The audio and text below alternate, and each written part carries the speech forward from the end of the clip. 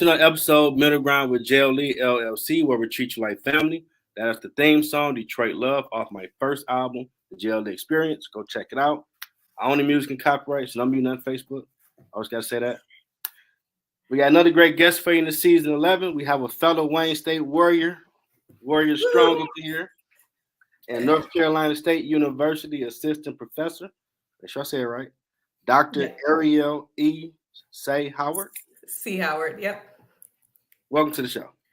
Thank you. I'm so happy to be here, and I appreciate you having me on. I appreciate you for willing to share your journey. Yeah, absolutely. First question, what led you to this path? Oh my goodness, it definitely wasn't what I had in mind. I did not think that I was going to be a professor when I was younger. Growing up, I actually wanted to be a chef.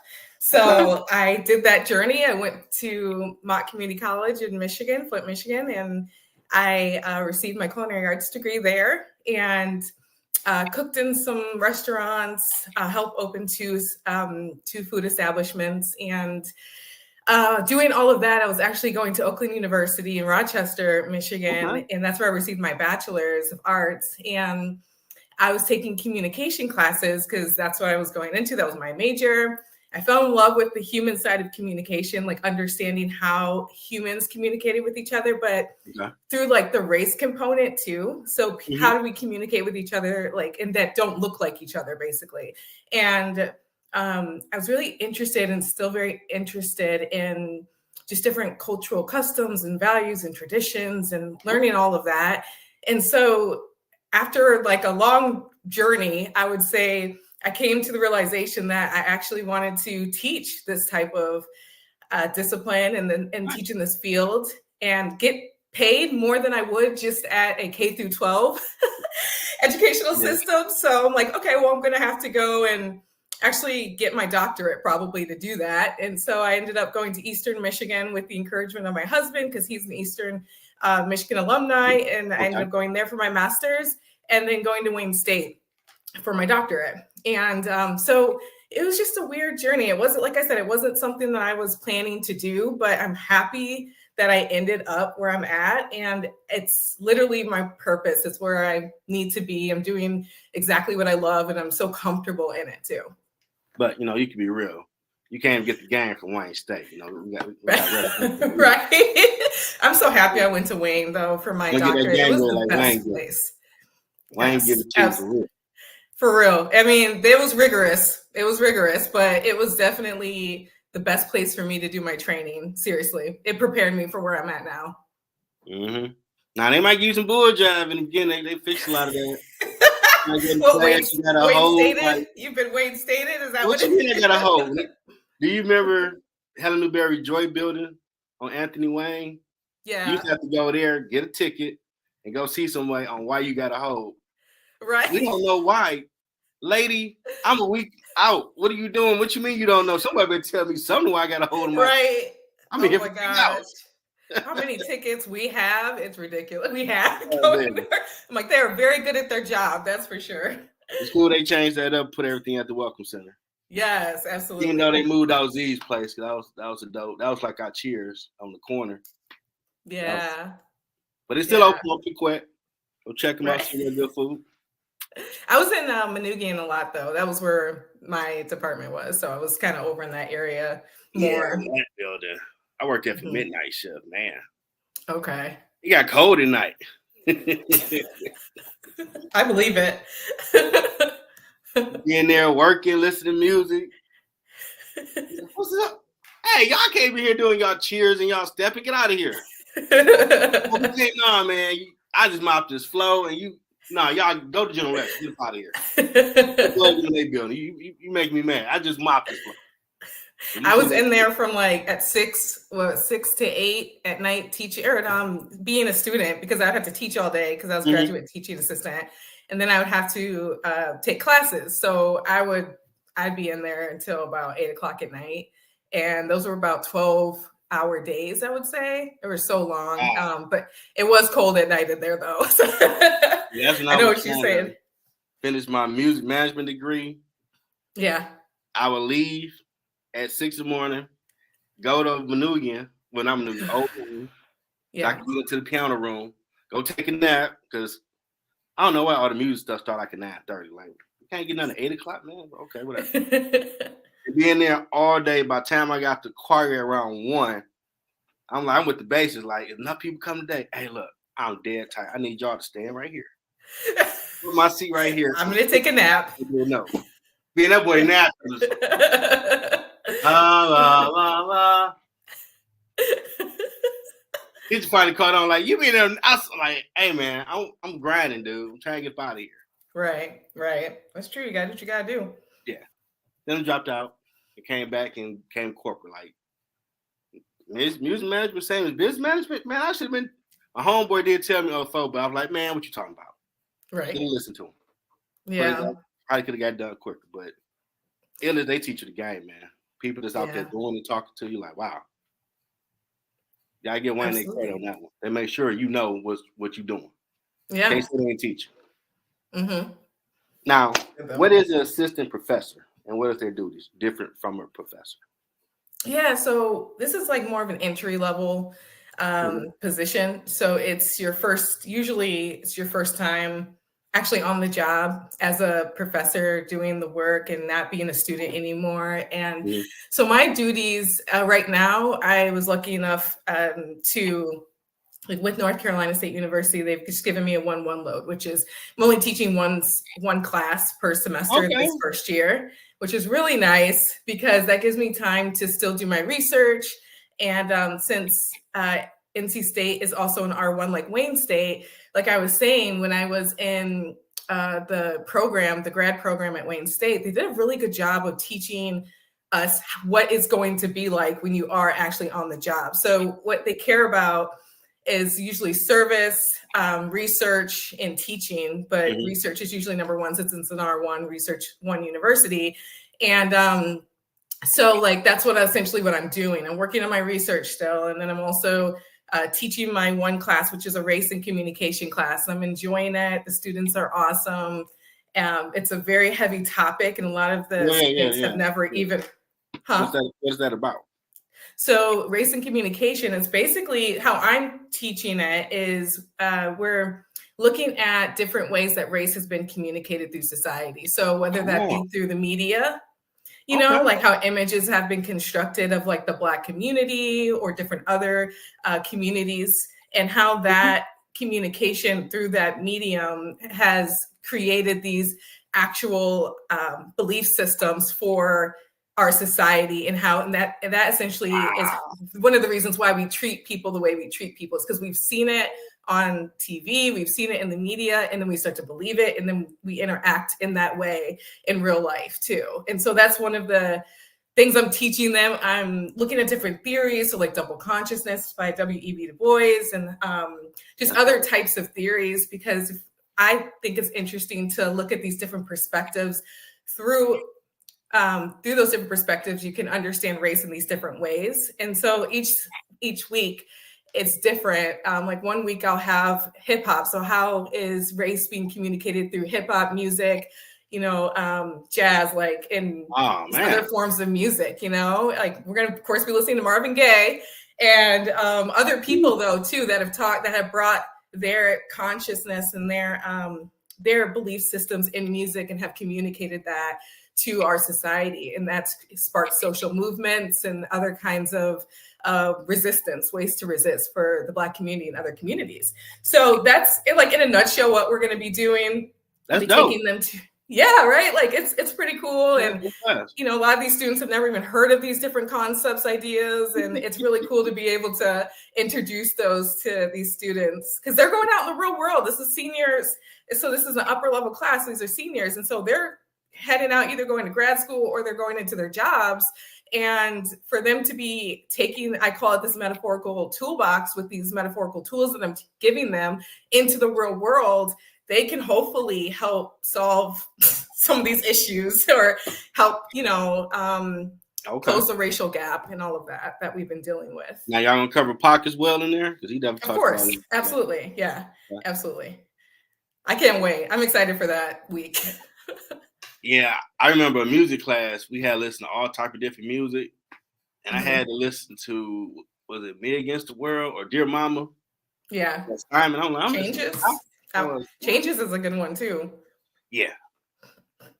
Who Do You Believe In? That was a dope one from all Yeah. the Machiavelli mixtapes that came out. Yeah. Yeah. I can't say Wayne did a good job of when you had a group project, they made sure different coaches were in each group. That's good. That's really good.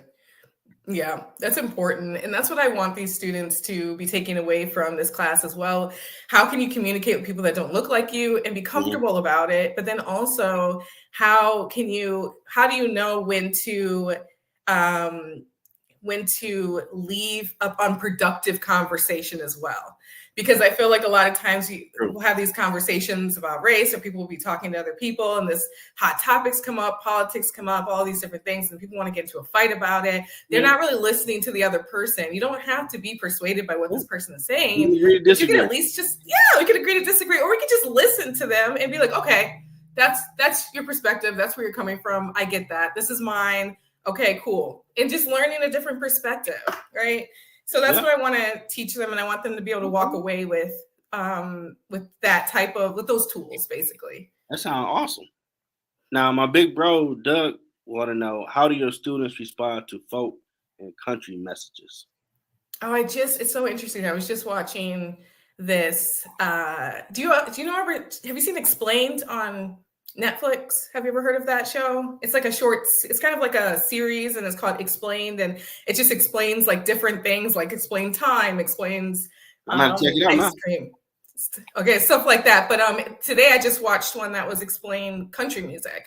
Okay. And it actually made me think about incorporating country music in that section that week that I talk about music, because obviously we know country music and even hip hop is very connected.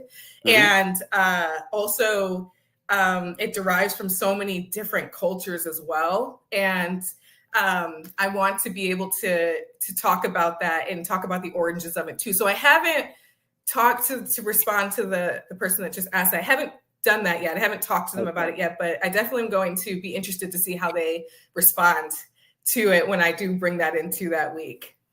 Because I know that CD our teacher gave us in music class, World Appreciation, it was called. Yeah. It was an Asian folk and country singer. Interesting. And the music was dope. I'm like, I like. I'm sure it was. I'm sure it was. You be making this, okay? I rock with it. Right. That's why I love music too. And I teach with music. Actually, I always have like how I start my class is I'll have like an instrumental genre playing. So the other day I had instrumental reggae playing, and or I'll do instrumental indie rock playing in the background, and it actually shifts the energy in the classroom, I believe, and it makes students feel more comfortable because it's kind of like this comfort that's there for the moments that could be silent. There's music playing in the background. And even when I have my discussion days, I have it very low and I play it while we're having our discussions. And then when my students break off into their own partners and groups to discuss my prompt for the day, I'll always be playing music. And I've always taught that way just because I love music so much and it's a comfort for me. But I've noticed the way that the students act and their behavior starts to get more comfortable. They feel like they're talkative more, and they're just like enjoying the conversation more too, because it doesn't seem like it's this serious thing with this silence in the background, and awkward silence could be a thing. It's not like that. So I do that, and they seem to enjoy that. Okay. Now, have you heard of Damien Escobar? No, last name sounds familiar. I don't. Oh my goodness! Shout out to that dude. I need to get him on the show. Okay. He's a violinist that plays to R&B and hip hop stuff. I love that. I love it. He always comes to Shane, the Aretha now when he's in town. Yeah.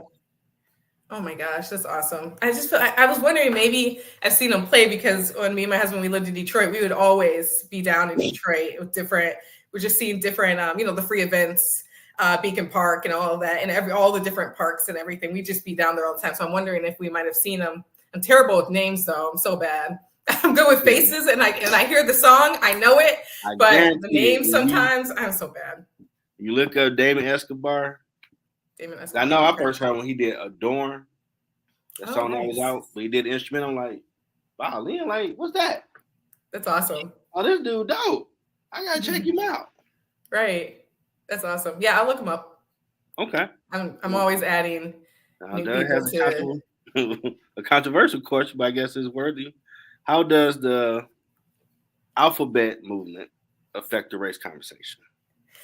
Okay, so the LGBTQIA plus community. So I have brought it. I bring it into the conversation because I like to look at race from an intersectional point of view. So I'm always looking at it from like gender, race, even age, all of it. And I talk about it from the perspective of our black trans people, what they're experiencing too, especially when in terms of violence, police violence as well, and just violence in general, and how it's not talked about a lot or anything. And so I like to incorporate all of it because I don't want it just to be this white and black binary that I'm talking about, where it's just, oh, black people were the oppressed, white people were the oppressors, that's it. But there's so much more involved. Like black women had certain experiences that black men didn't have, or, Vietnamese community had certain situations that they went through, and Asian communities as well. And even though, Vietnamese and Asian are very in the same, very similar. But it's very important to look at it from all, like Latinx community as well, what they've been through as well. Because a lot of communities of color have been through very similar racial violence or oppressive issues. It's just from a different perspective and a different experience. So yeah, I'm always incorporating this idea of intersectionality into my work that I do and in my class. There should nobody be picked on because you're different. It ain't hurting. Well, you're human. That's how I view it. I'm always saying we're human and we should be able to live our lives the way that we want to live our lives, as long as they're not infringing and hurting other people. It's just do you. I'm not going to be in your bed at night with you. I'm not going to be going home with you at night. Like, live your life, do you? Yeah. And I've had conversations with some people like, well, you don't get like, dang, that's not affecting my life. And it ain't cool for you to attack them because you don't agree. Right. I might not agree. You like grits and hot dogs together. Should I right. Absolutely. Like, well, no, okay then. So you see how stupid what you're doing sounds because you don't agree with what they're doing? That's their business. Yeah, but I also think too, we need to talk about it. I don't think we need to be approaching conversations also with like this idea of color blindness, gender blindness and all of that. Like we need to understand that there are issues going on in these different communities. And if you see something, say something, right? Like don't act like you're just not seeing what's going on. Like if you're in a situation where you feel safe enough, you need to say something if you see something. Mm-hmm. You're supposed to do what the Bible says. Love thy neighbors thyself. Even though people go to church all day and night, but don't come out there acting like that, which kind of jacked up, in my opinion. Yeah, constructing certain things for their own belief system, basically. Yeah. We all bleed red. Now, Doug got another question. He's on fire with this one. How does the gender role affect? Yeah, the gender role affect the race conversation. Yep. Yeah. So I think looking at it, well, I introduce it to my students as it's a social construction. So gender is something that has been created by society, and we do apply certain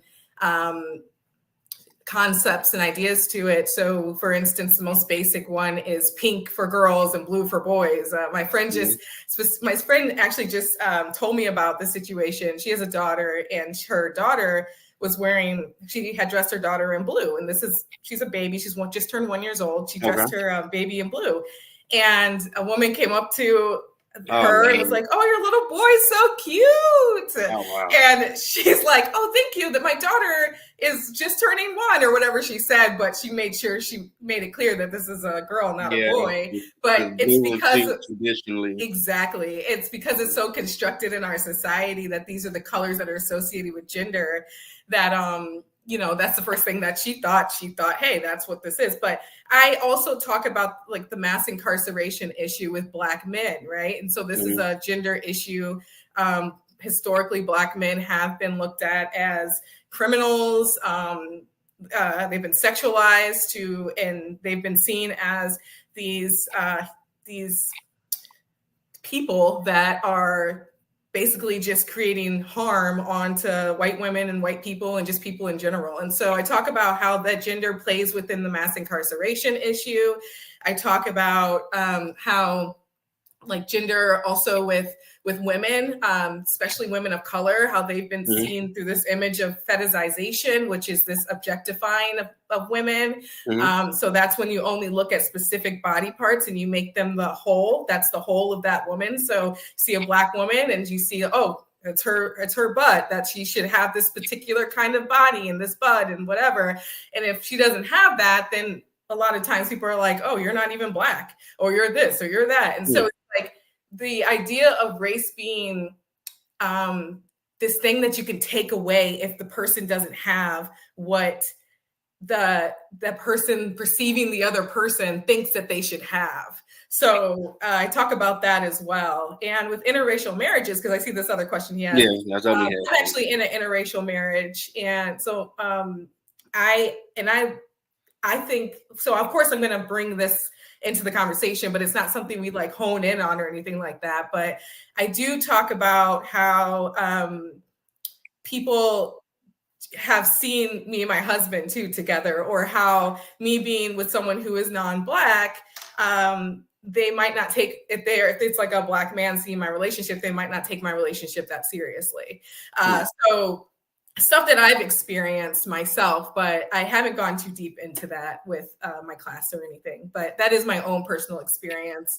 And I know other people who are in interracial relationships experience similar things as well. And it's constantly kind of trying to defend yourself, defend your relationship sometimes, but you know, it's just the world we live in. Man, look here. When I was a kid, Captain Kirk was my role model. If she purple, green, and yellow, and ain't nothing wrong with her, what's happening? How you doing? Right. Right. Honestly, I think if we all opened up our minds a little bit more to dating, just not just in our race, but other people, people would probably find love a lot quicker. Yeah, that's true. That's true. And definitely your class, that's very interesting. I know in that music appreciation class, he asked us a question about, was Africa a country or a continent? Oh, wow. Now, I think everybody said it was a country, like, no, it's a continent. Yeah, like, I'm no, sure. it ain't.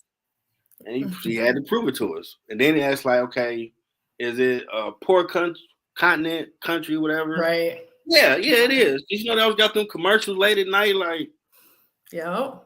Like, no, they got rich kids, like, what? Like, see how the files, he called it, you put in your mind from what you see, what you hear. That's the first thing that pops up, that comes to in your mind when you pull it out. Black people, oh, they're violent. Or white people, they're racist. Because you just got them files just instantly going to come out compared to the world should be like a circle. Right. Learn from each thing. Like, oh, wow, this dude. Like, I mean, I can tell, like, you smoke weed, that sounds like some dope stuff, smoking weed to make you think about. I like how you saying it, though. But okay. Yeah, right. Yeah. Doug, okay. Doug, I got another for you. How does the passport bros conversation affect the race conversation? Meaning, I wish I had a bit more context with that. Well, with the manosphere out here, with Kevin Samuels, all the people talking on behalf of Black men, a lot of brothers have been getting the passport and finding more support and collaboration with other cultures in all the different Dominican republics and stuff. So they labeled them passport bros. Oh, okay. How do those people affect the race dynamic in conversation? I think that it's all a part of, it's all a part of the conversation. It depends on, I think, who you're even talking to about that specific situation. And, that even extends globally as well. That's not just looking at it from this United States perspective. That's just domestic, I guess, within the United States perspective as well. So I think that it kind of, you have to look at it too with like all the different experiences. So you have Dominican, you have African American, and you have African, right? And so it's very different, and the experiences are extremely different.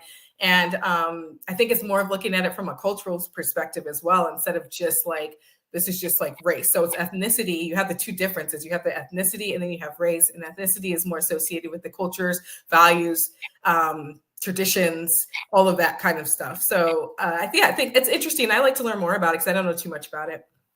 Yeah, and Doug probably would love to be in your class. He got another question for you.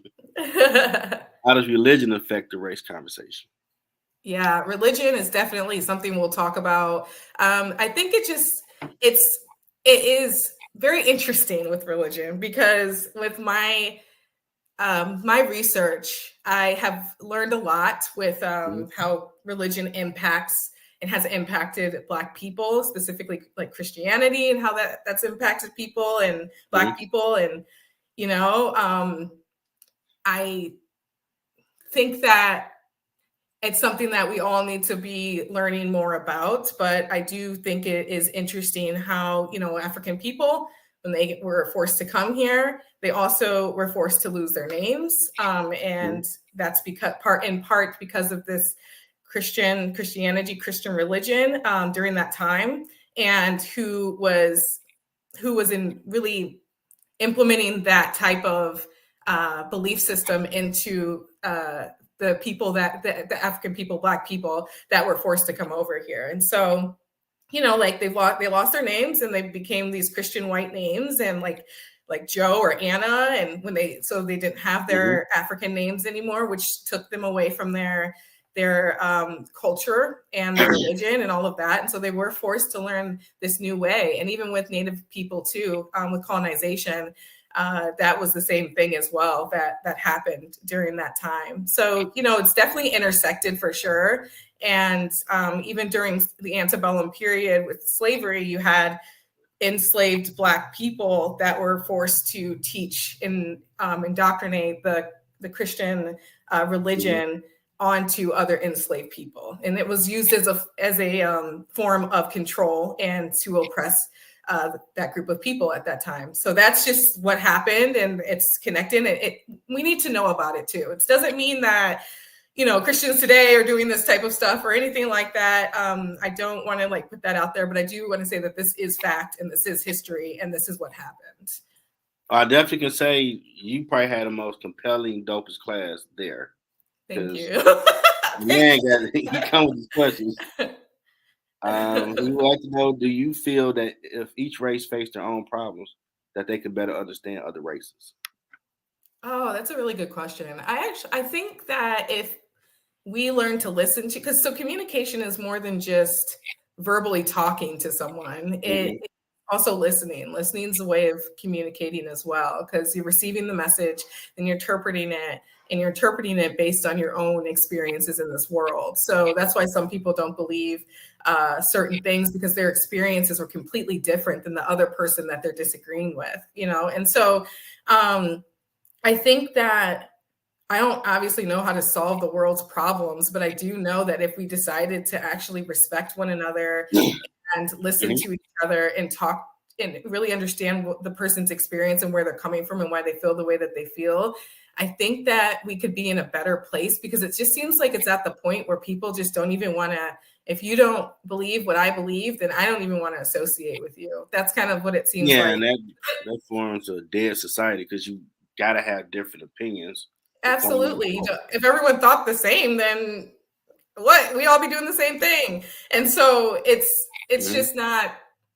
So then I also think about it from this perspective too. Like with my students, I've noticed that in my I'm only been teaching here for 2 weeks now, but with the students in my class, when we have discussion day, they have to be encouraged to speak.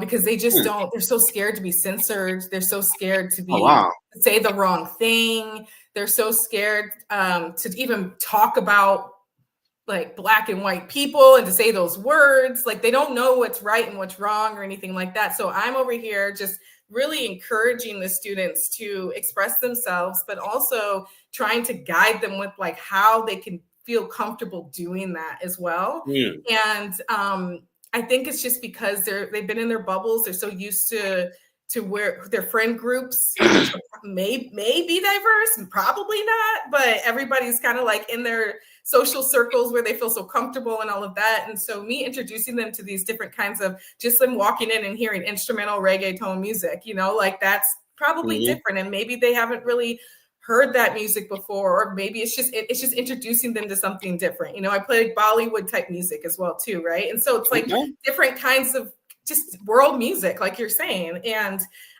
that in itself will open up their minds. I had it yesterday or Thursday. I had this prompt where I asked them, what do they believe freedom is? And they were at a loss of words. And so I finally, after like kind of like pulling it out of them, I had different people say freedom can be going into a store and not thinking that someone's gonna, or a clerk's gonna think that you stole something. You know, freedom can be driving in a car without being scared that you're gonna get pulled over and not survive. Freedom can be just being able to say what you want to say and feel comfortable with it, or date who you want to date. Like, it's just, it varied so much with what they were saying. And I love that conversation. And then I showed them a video clip of other people from around the world and what they thought freedom was too. And so I said to them, I'm like, well, we're in the United States. Aren't we free? And they had to really grapple with that idea of what is freedom. And freedom means so many different things to so many different people. So it's like, when you think about who you're voting for politicians, what it really is their perspective of freedom, right? Because that's going to impact the society in which we live too. You remember Rand's house? Yeah. Huh? You remember Rand's house on Cass? Yeah. I used to be in there for the accounting tutoring lab. Okay. Yeah. Okay. She was a tutor, and we had some of the. When I look back on it, the origin of the shows I'm doing now, because we would talk about everything, and people have questions, right? And you know, okay, I'm white. I don't know, why do black people get treated like this? And it's like, really want to know? Right. All right, woo. Well, let me ask you this. Like, oh wow, I ain't. No one ever said that to me. Like, it's cool. I mean, it's good to act. So, and we need to pass the knowledge so we can keep the society going. So you don't keep thinking whatever someone that's not of good heart told you, and you actually ask someone. So you, yes, you're right. It's more fear like, oh, I want them to cut me off, even ask questions, because some people don't know. They're absolutely, absolutely. It might be just one color there, so they don't know. Yeah, and I was raised to ask questions. My dad's always like, ask questions, ask questions, ask questions. And so I was probably asking too many questions. I feel bad for my mom and dad sometimes because I was asking like, what is this? And what is that? And like all of that. But it really helped. It actually installed the, I think that investigative mindset that I have now, because that's what researchers are. We're investigators essentially. And so I'm always asking questions. You have to have your hypothesis for certain, for like the hard science and stuff too. But for me, it's like you're asking, well, what does this do? And so for my particular work, I look at how art, so specific in material objects like museums and monuments and other types of objects and spaces are helping us to remember racial violence, but also showing like how is it connected how is the past connected to the present as well, and potentially could inform the future of what we could be looking at, what we could be dealing with. And so it's been very interesting to me to go to the spaces like my artifacts that I looked at was the Whitney Plantation, Louisiana, the National Memorial for Peace and Justice, and the Legacy Museum in Alabama, and a film called Always in Season by Jacqueline Olive, who was about, I don't know if you remember this story or not, but it was in 2014, a boy named Lennon Lacey, who was African-American, he was 17 years old, was found hanging on a swing set in Bladenboro, North Carolina. And that was in 2014. And of course they said it was suicide. People that were hanging across the country. Texas was another one during that time. Yeah. So, you know, a few places like, wait a minute. And this is we ain't going back. Right. Exactly. Yeah. Another question, because your class is very compelling. Do you feel that the perspective of honor and integrity are the same in different races, or is it different? I think that it's performed differently.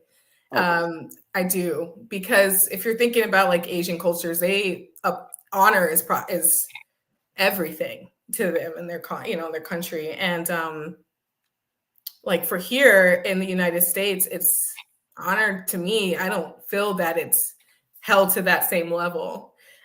When it's No. like honor integrity of yourself, of your parents, of your aunts, sisters, all of that, like I don't see that. So yeah, I think it is different for everyone and everywhere. And so, and I think that's also shows how specific societies are ran and why they are ran the way that they are ran, and why there's more issues maybe in certain ones than other ones too. So yeah, I think it's different. Now, did Wayne State, you feel, really prepare you with all the teaching you did there leading up to where you are now and learning? Absolutely. I think Eastern Michigan and Wayne State did that for me, because Eastern, Doris Fields, Dr. Doris Fields, I'm going to shout her out, but she was one of the reasons why I was actually able, she introduced the idea of graduate teaching assistantship to me. Okay. And I didn't even know about it. I was just going through the program and knowing that I was going to be getting my doctorate next. But she's like, have you ever heard of this? And I'm like, no. So she introduced it to me. And the following year, I applied for it. I got it. And then I was teaching my first public speaking class. And it was, once I was in the classroom, I'm like, this is it. This is what I need to be doing. This was home to me. And so then I just kept going. And Wayne State definitely was even a step higher for me, because I had more options to teach different classes and courses. And I even taught in the African American Studies department as well. So that opened my world, because I hadn't really learned my history. Like most Black people don't learn their history. You kind of have to do it yourself. So being there and being able to teach a class on Black political thought, and really being introduced to like all these different abolitionists and activists and their speeches, and like just all the different movements, really ignited a flame in me and my activism and what I do and what I wanted to do, and just got me so excited for teaching this type of work in the future. Now, there's some segment to promote, market, anything you got going on and coming up? Yeah, so I have a business. It's called Ariel Solutions, and it's actually a product line of me and my husband's business, which is called Seay-Howard Healers. And you actually, for Seay-Howard Healers, my husband is an exercise physiologist and Tai Chi. He's a certified Tai Chi instructor, I Chi, which is Tai Chi in the water. And he does a lot of holistic type of exercises and healing. And he also does personal training. And then I do consulting, whether it be like DE&I efforts and communication, all of that kind of stuff. So we're in the middle of getting our website together for that one, but you can reach out to us at Seay-Howard Healers, spelled S as in Sam, E as in Edward, AYHOWARD, Healers, HEALERS @gmail.com. And we can send you over some package deals and things like that. But the product sign is Ariel Solutions, and Ariel Solutions came about because over COVID, it's when it really was birthed, like a lot of things that people were doing, because we just had so much time on our hands. And so I've always dealt with skin issues like most people, because especially living in Michigan at the time, the winters can be really hard on your skin. And so I just started making my own products, because I was really tired of buying just different lotions and different soaps and things, and then breaking me out. And it was always kind of like I was a test dummy. I didn't know what was going to happen to my skin. So I had always been making things like, my culinary background. And then also when I was little, I used to like make lip glosses where I just like connect them all together, all the lip glosses I had. And that was like me making lip gloss. But it was something that I really enjoyed doing, was just like making my own products. So I decided to just make some body butter, make my own soap. And my mom and my grandma and my sister's mother-in-law started actually like buying from me. I didn't know that this was actually going to be something that I turned into a business, but they started buying from me and telling me how much they really enjoyed my products. And so I decided to go with it. I made a website, and this is like my body butter here. It's vanilla. It's all natural. It's made with, I know it's kind of light. It's kind of hard to see it, but it's made with mango butter, shea butter, fresh vanilla bean, aloe vera gels in there too. And I have all the ingredients on my website, which I'll tell you in a minute how you can get there. And then my soap, this is just an aloe shea butter soap, and it's a shea Wow. soap pour that I use. So there's no lye in it. I don't do any of that kind of stuff. It's just a shea butter soap pour, and then I actually take aloe vera leaves, open them up, and I drain them out, and then I blend it up and actually add the fresh aloe in the soap here, and just add jasmine essential oil. And it's the most natural soap. We love it in our household. That's all we use. My family loves it. My friends, this is probably one of my best sellers here, actually. And then I have a flaxseed gold, which is just flaxseed gel, literally made from flax seeds. And it turns into like a jelly consistency. And then you can put this on your hair to do twist outs. If you have natural hair, you can put it on your hair if you just want to do like a wash and go. If you have, it's all for all hair types. Like my husband uses it as like just a gel for his hair, and it keeps his hair where he wants it and styled the way he wants it. But it's also really good for your scalp, and flax seeds are so nourishing for your hair. And so it grows your hair, it thickens your hair, and it keeps that shine for your hair too. And I have other products as well. My ingredients are, I always wanted to use ingredients that I could eat them if I wanted to. So like if I'm like, if I can eat these ingredients, which I don't want you guys eating these, like don't eat the lotion, but like you can eat mangoes, and this is mango butter. You know, you see, you get that. So you can eat flax seeds, right? Like, don't eat my products, but put them on your skin though, and enjoy them, because that's what they're meant to be. And I tried to make it as affordable as possible as well. So we're in North Carolina now, though, but we still sell to online shops. So you can go to arielsolutions.com, spelled ARIELS, and then SOLUTIONS.com. And you'll get 5% off your first order. Just use the code that I have on there. I think it's called First Time or something like that. But yeah, so it's 2 S's. Yeah, so it'll be Ariel, so ARIELS. And then SOL, solutions, and then S at the end of solutions. And put that up here quickly.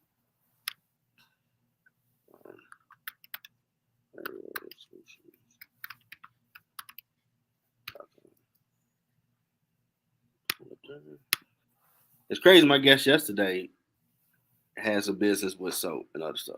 Really? That's great. I spelled everything right? Yep, that's right. All right. Yeah, that's amazing. You got anything else going on? Oh, what don't I have going on now? It's I mean, business wise, that's about it. But other than that, you can find me on LinkedIn as well. It's Dr. Ariel Seay-Howard, and you can reach out to me there if you want to connect in any way. And then I can also send you my email address through that too, and we can connect. But other than that, I can't think of anything off the top of my head right now. Okay. And if you saw the post from yesterday episode, I'm going to put all that in the latest episode. I will screenshot from my Spotify episode, whatever, so they can get all that stuff to reach out to me. Wonderful. I told you. I need that Yoda game at the end, so market, they know you're nice out here. Now, we have... I guess before we go to that question, Doug wanted to know how much. Oh, you can go on. I try to be affordable. I mean, you can go online though, because I can't incorporate tax, but right now in my head, so I wouldn't want to. Price. Yeah. Okay. So the original price is usually like $2 a bar for soap, or I have like a 6 for $10 deal for my soaps, and then the body butter is $30. Then I also have you can consult with me too, and I can teach you how to I can create a hair regime for you as well, like a hair routine or like a face routine and stuff. Because sometimes we just don't know how to manage and take care of and have an actual routine that's going to help with our hair and all of that stuff. Family say love the products, and they got a question. Right? Yeah, my mom. Thanks, Mom. Okay. I think she keeps me in business. Honestly, I don't know, but shout out to Mom, because. Question she has for you: how does it feel to be walking with truth at this stage of your life?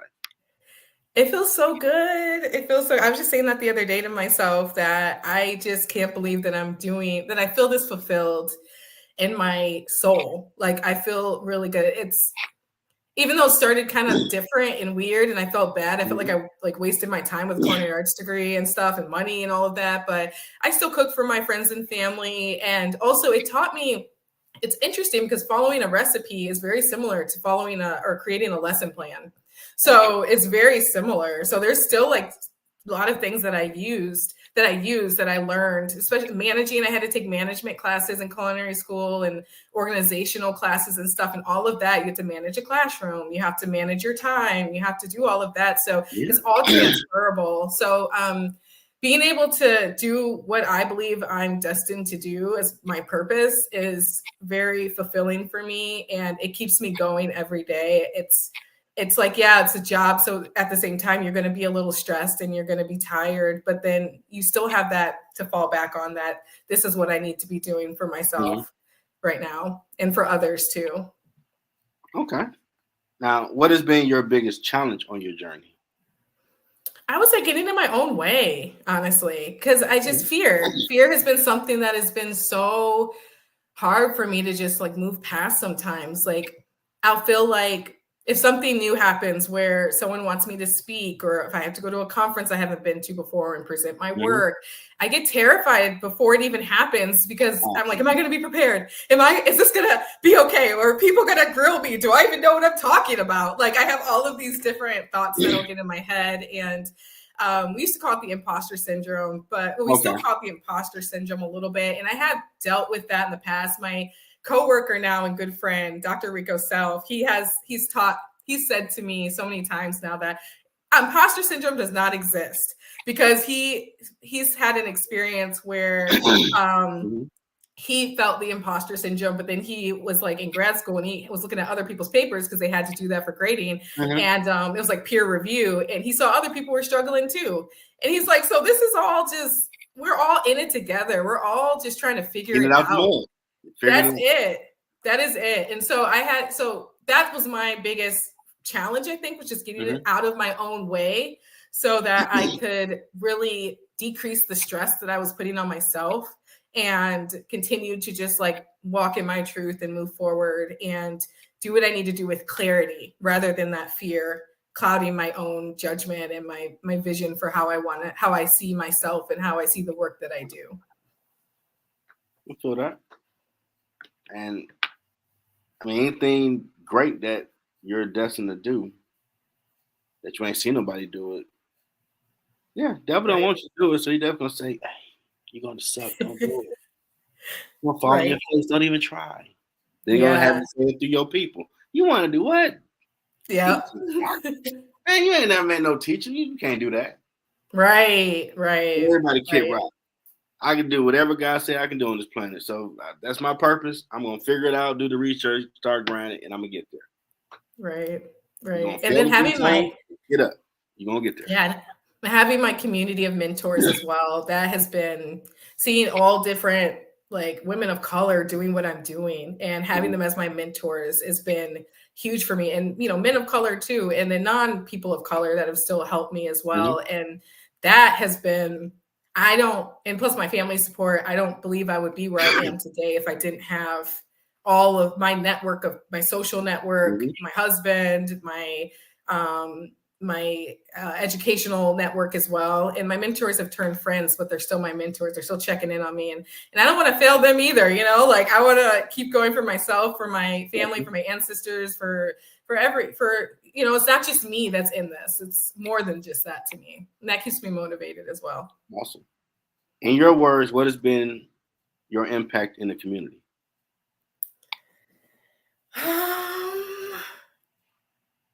Oh, wow. No one's ever asked me that question before. Wow. I think just like shining light on the topics that I talk about and doing it in creative ways. And then also making it accessible for academics as well too, because that's my huge part is like community building and connecting. I like to connect people. I like to network. I like to build communities, and I like to also help heal communities. And I think I can help heal communities through my communication, but also through my research as well. So I think my research has had a big impact. Is starting to have a big impact. But I think my students too. Like when I see my students leave the classroom versus when they came into the class, it's just so cool to see how much they've grown and to see how more confident they are in the topic. And that's all I really want for them, is to know that they can make a difference with their own voices as well, giving them the tools to do that. And then also now being a mentor to them too. Yeah, I definitely got to say Kim Morgan, who I call Yoda, and Stacey Lynn Crown. Kim helped me figure out math, how to study it, so I could go through the management, all the business classes. And Stacey helped me figure out all that accounting, because I was just dunking on me, pushed me to the ground. Like, get your weight up, punk. This ain't for you. Like, man, I'm gonna pass. I can count numbers. Right. Shout out. It's just how you're taught. Everybody learns differently, and you just have to find someone that's willing to show patience to you and actually teach you and learn the way that you learn, and then teach you the way that you learn, because the standard way is not a one size fits all for everybody. So I try to incorporate so many different ways of learning in my class. You know, we're going to have a field trip where we actually go to a museum, and we actually like look at these different artifacts in the museum, and I'm teaching them how to analyze that specific thing that they're interested in, you know. So there's an actual interactive going into the field type of way of learning. Then there's the lecturing part, where what I do, and then I show videos to back up what I'm saying, and that's the visual part. So there's just so many different ways that people learn. And I think we have to start as professors, teachers, instructors, we have to start adapting to our students and to our audience, not so much them having to always adapt to us. Oh yeah, and I figured out. I dunked on and broke the bat, boy. Like, get off! Like I got this, right? It feels good though, doesn't it? Yep. Like I just like walk around hands up, like I did this. Actually, I just lay on the floor, honestly, and I'm just so happy. It was a magical breaking the backboard, dunking on all. Right. Like, get out my way. Right. I know it now. Flipping tables. Right. Let them know. That's so cool, though. That's awesome. Congrats to you. That's huge. Oh yeah, and I can finish mine up in August 2020. So we had a lot of feeling it, because we in the pandemic. Like, look here, man. Yeah. I don't give a damn if this planet blow up. Right. The hell show, to be real. I need this degree. I'm gonna finish. Right. Then it can do what you're gonna do after that. But I come too far. And everybody thinks, you know, Jeff, you're right. Like, I don't care what the hell going on. We come too far. We gotta get this. Absolutely. We all on that grind, like, and my theme song was Outkast, Get Up and Get Out. The rest of that yes. Dog, get out and go get it. Yes. Mine to this day is Rick Ross Hustling. That's my okay. That is it. I have a whole playlist, but that's my go-to. That is my go-to. Now when I had days like, oh man, I'm tired. We gotta present. I need to park. It ain't easy today, man. Right. I gotta take a nap. If I get up here and talk with y'all. What we talking about again? What's my part? I know. Dude, I've been stripping floors, doing overtime. Dude, I'm tired. Yeah. Snap out, get back to it. Yeah. I get that piece of paper. I still gotta get my championship belt made too. Yeah. Get my Ric Flair light belt made, Wayne State University, Mike Illett School of Business Management champion belt. Gotta get that boy made. Absolutely. It's necessary. Absolutely. Now I'm gonna cut me a promo with that boy in my hand. Only like Ric Flair could do. This is what it's about. You pay the price to get this. You're gonna do it, whatever you're doing, you better go hard for it. Quit playing. Right. Absolutely. I agree. Teach yourself out here. Anybody tell you can't do it, tell them to shut up. Right. You ain't even trying. You scared to even try what you really want to do. Shut up talking to me. Yeah. I'm out here in the trenches. Yeah. Now that Yoda game, what advice do you have for someone trying to find their purpose? So I can't, obviously I don't have like this is how you find your purpose. You know, I don't have like a book for it or anything, or like haven't done that research. Don't know. But I can say though, that I think that we all come here with gifts and talents. And I think once you figure out so normally I feel like a gift or a talent is something that you're just usually naturally good at or something you're drawn to. And so I think using it to help humanity, help our society thrive, grow, progress, just get better, heal. I believe that is how you can stumble into your purpose, I think. because I think that's what happened to me. That's my experience. I went towards race and culture and communication, all of that, because I was drawn to it. I originally went into culinary arts because I loved learning about different cuisines and different foods, and all of that. So that was like that culture part for me. And then just doing it in this new way is still what I was drawn to and what I love. But now I'm just doing it to help our humanity the best way I can, doing what I can, using my platform to do what I can. So yeah, and that's how I found my purpose. That's some great game. God is funny because my dad was a pastor. Like, you supposed to be pastoring. I don't know about that, bro. Right. right. Get on my head like, hey, check this out. I need you to help you find a purpose. So I know introvert, I don't care. Deal with people, figure this thing out. And it went like maybe a month ago, like, I'll be down. He got me doing ministry work. Wow. That dude crafty. That's awesome. He got me doing it. Now, awesome. Shout out to your parents because we got another one for you. Oh. One more question. What footprint are you seeking to leave on the planet as your legacy from your dad? From dad. Thanks, Mom, for relaying that for Dad. Or Dad. No, that was Dad probably that actually might have typed that up. So I would say that I think one of the main things is going to be my work that I leave behind. So people will be citing me. People will be using my, theories that I create or methodologies that I create, or just work that I've done in the community, in the academic community, I believe, but also like visually, I think down the road with I'm getting more into film, and documentary work and stuff like that. I want that type of work to be everlasting as well. And when people think of me, I want them to think of someone who really was an activist and actually made some change, like within ideas too, like my ideas, like I want those to be everlasting as well. So I do think that would be the footprint that I leave as of now. It could obviously change and morph a little bit, but I think right now that's what I believe. Awesome. Thank you for that question.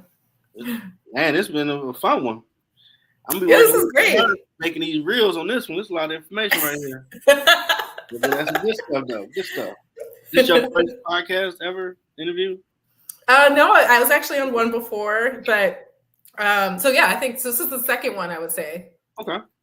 Well, did I live up to the tagline? Make you feel like family, comfortable? Chill? You did make me feel like family. I feel like I've known you forever. So this was great. Thank you so much. I'm never perfect, but this is perfect. I want everybody to come in. Yeah. I put my feet up, reflect on. I've done some cool stuff. How can I get some game away? Right. Right. I like that. And a fellow Detroiter. Yep, dope. A Michigander. Yeah. You're in there Kakalaka right now. Right. That's your sister. Family showing up. Thanks, fam. Thanks, fam. That's dope.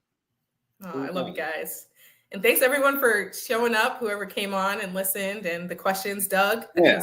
Doug was holding it down. Thank you, Doug. Yeah, that's it. He's country boy from Georgia. He's okay. He's personality. Not too far from me now, because I'm in North Carolina, so that's cool. Now, I do a panel show Saturdays at 10:30 where I cover all type of topics. I'm looking this season to maybe cover race type stuff. Would you be willing to be a panelist? Absolutely. Yes. Okay. Absolutely. Thank you for the invite. I don't know. I'm just watching how this unfold. Like, she's on that show. Stop it up, That's fun. Yeah. Comfort of your home. You got that doctor. Yes. Like, So you speaking right. We bring the game to you. Yes. Yeah, absolutely. Just let me know. Okay. Well, definitely. Cool. Thank you. Oh, thank you for willing to be on a panelist. I'm gonna hit you up now. I got your number. Like, hey, right. Don't play no games now. We from Detroit. We keep it real. I know. Trust me. I keep it real. I have no other way to be. No other way to be. Now I know y'all talk smack so that's like you opening the door to people, treat them right, and then they kick you down the stairs. That's how they do you. And if she ain't right, you know, it's all right. I ain't, my feelings ain't hurt. It's okay. Talk about you then. No, don't worry. I'll keep it real with you. True, but I definitely appreciate fellow Wayne State University alum and North Carolina State University assistant professor, Dr. Ariel E. Seay-Howard. Seay-Howard. Yep. Seay-Howard. Yeah.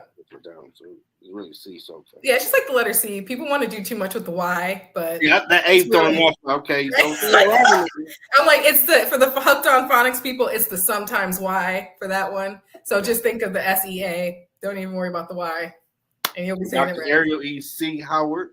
There we go. That's it. Her journey, her knowledge. She's gonna be on the ground floor show at some point, giving them more of that. I have experts on the show now. We big time. We doing it like that. Nice. That's exciting. I hope you had a great time. I did. Thank you. I look forward to pop in that class one day. Like, okay, you got on YouTube something to watch. Come on through. Let me know. Yeah, we could do some Zoom for sure. Absolutely. Definitely sit in on that for real. That's kind of dope. Absolutely. Well, I hope you enjoy the rest of your weekend and your holiday. Yeah, happy Labor Day. Thank you. Yeah. And I'll still be working till about Sunday morning, making reels. But that's the grind. I'm not doing anything. There you go.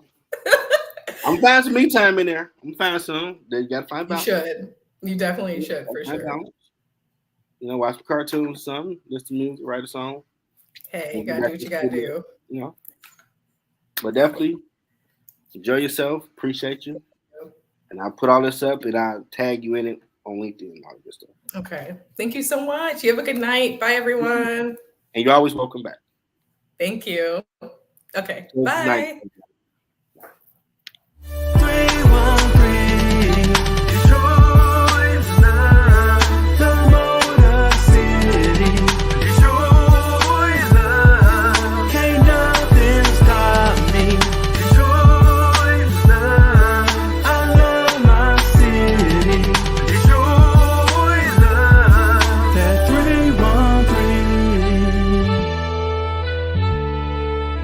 Detroit raised me.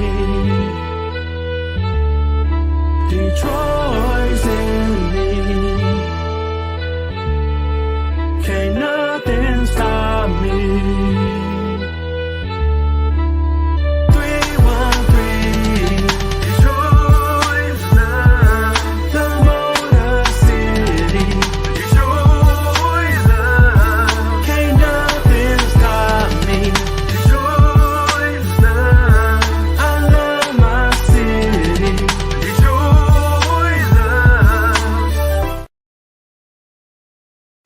Oh, Lord. Never mind me.